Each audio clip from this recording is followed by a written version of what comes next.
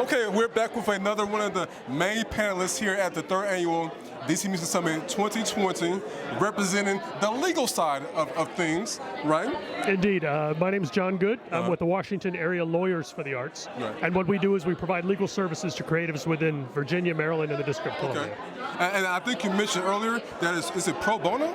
Yeah, that's correct. I'd like to say that attorneys do this out of the goodness of their heart, and many of them do. Yeah. But for district attorneys, people who are licensed here, they have to do a certain number of pro bono hours a year in order to keep their license. So what we do is we help them fulfill their obligation to the legal community and also help them channel that energy towards the artistic community. Right. You know, one thing when we talk about music, we always forget the business side, of it. Absolutely.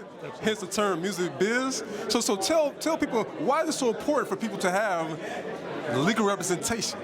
Well, That's kind of tricky answer. That's a very loaded question. It can take me hours to answer that. But there are, when you create, when you actually write a song, and the song comes from you, it is actually an original piece of content that you have created, and you have certain rights under the law to that content.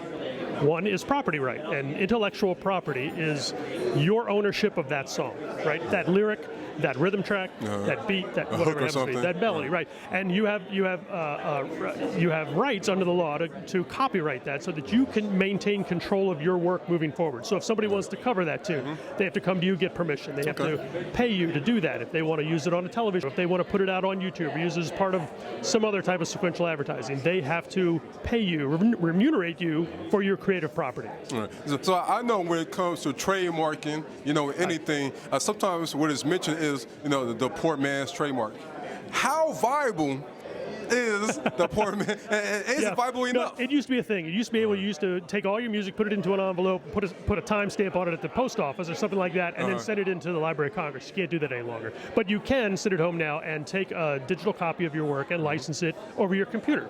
It's about, I don't know, they just changed the pricing last year. I think it's $45 for a compilation, $25 for an individual piece. Oh, okay. But honestly, it's well worth the investment, because think about it. If let's say you copyright 100 of your works, let's just say, let's say one of them gets picked up, you would get a percentage back on the use of that work moving forward.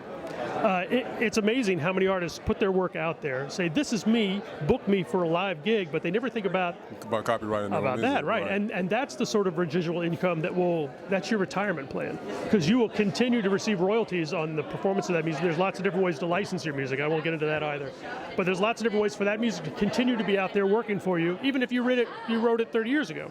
Right? Yeah. So when it comes to people like ASCAP and BMI, where after you leave them, you split the 50-50 profits while you were signed to them. I wish it were 50-50. It is not. 50-50? No. Oh, far less than that. Yeah, the performing rights organizations actually are looking at a couple of different things. They're looking at grand performance rights, where you license the work as, let's say it's a theater piece, and you work directly with that organization for them to pay you a fee to use your work. They get the score, they get the script, they can perform that kind of thing.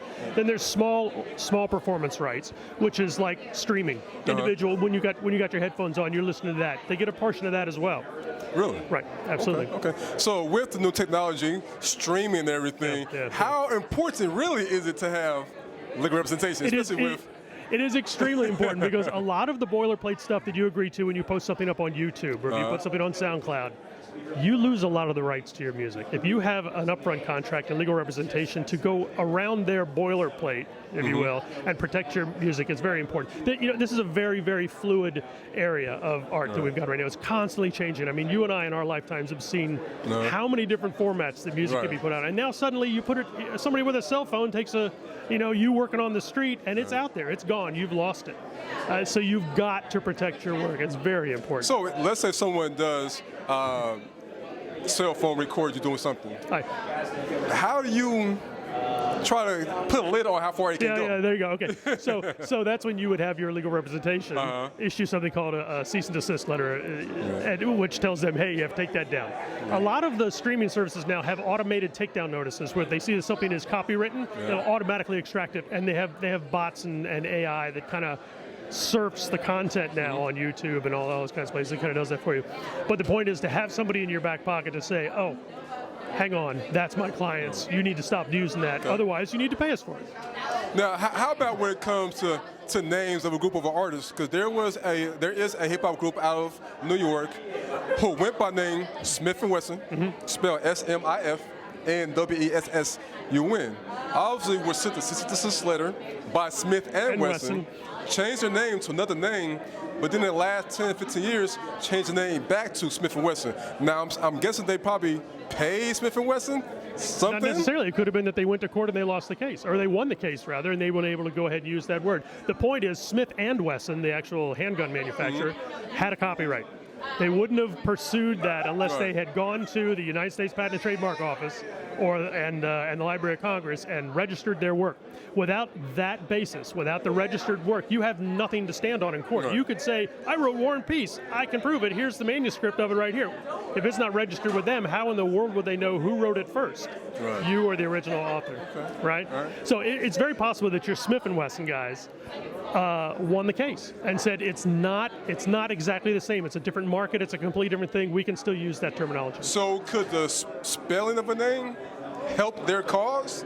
No, I'm not an attorney and I'm not a judge, but the judge could very well look at that and go, there's enough difference between Smith & Wesson and Smith & Wesson to differentiate the two. The fact that they're in completely different markets, one in the music industry, the other one in the handgun and firearms industry, there's no compete, no harm, no foul. You can use that term. And one more question, 'cause I know you have somewhere to go. So with the DC Music Summit, what attracted you to want to be a part of the panel? Well, actually, we've been a part of this summit for 3 years now, since its inception, and it's an opportunity for us to get in front of the music community. The music community is a very difficult group for us to get in front of because musicians, as a general rule, are individual artists, and they work in concentric circles. You know, very rarely do you find them in the same place. We've heard about that again and again today about cultural, connectivity, and where do we have a creative space where we can all network.